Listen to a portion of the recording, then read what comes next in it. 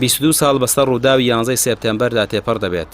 شارەزایان دەڵێن ڕووداوەکە گۆڕانکاری گەورەی لە جیهان و بە تایبەتی جیهانی ئیسلامی دروست کرد. دەوترێت لە دوای ڕووداوەکەەوە ئەمریکا بە پاساوی تیرۆر دەستی بە پێداچوونەوە بە ڕێکخراوی ئیسلامیەکان کرد و بێ جیاوازی فشاری خستە سەریان کە زۆرێکیان یان کۆتاییان هات یان بە ناچاری گۆڕانکاریان لە کار و پرۆژەکانیاندا کرد.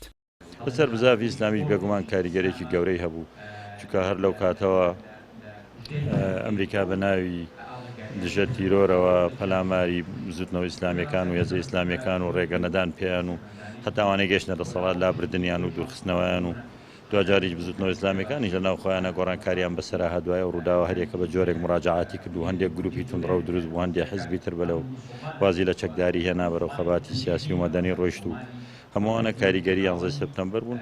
دوجاریش ئێستا شۆڵکردنی ئەفغانستان و تەسلیمکردنەوەی بە تالیبان و هاوفکرەکانی هەر دەرهاویشتەی کارەساتی 11 سپتەمبەرەکە ئێستا بە چاوی خۆوانەی بینێ.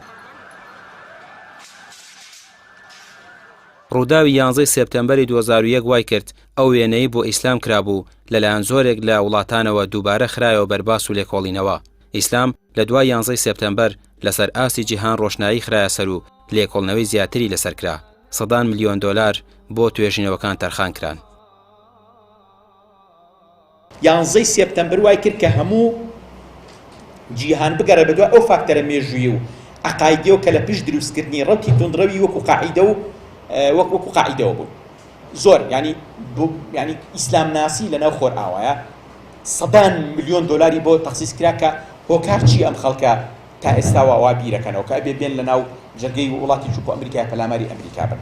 دروستبوونی کۆمەڵی خەڵکیاوەکە دێن پەلاماری ئەمریکایان پاساوەکەی لە خودی ئیسلامە وای کرد کە دەیان هەزار لاپەڕە توێژینەوەی تازە لەبارەی ئیسلام بنووسرێت کە پێش ئەوە بۆی تەخسیس نەکرا. 11 سێپتەمبەر یەک خەیاڵی وروژان یاخود بیرۆکێکی وروژان بەوەی کە ئیسلام ئاینێکە بە ئاسانی تەسلیمی کەپیتالیزم، لیبرالیزم و مۆدێرنیزم نابێت.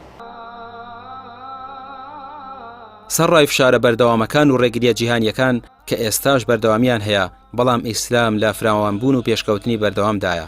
زۆربەی ئەو پلان و بەرنامانەی دژی ئیسلام پەیڕەو دەکرێت بە پێچەوانەوە شکاونەتەوە و وای کردووە ئیسلام لێکۆڵنەوەی زیاتری لەسەر بکرێت و جیهان زیاتر پێی ئاشنا بێت.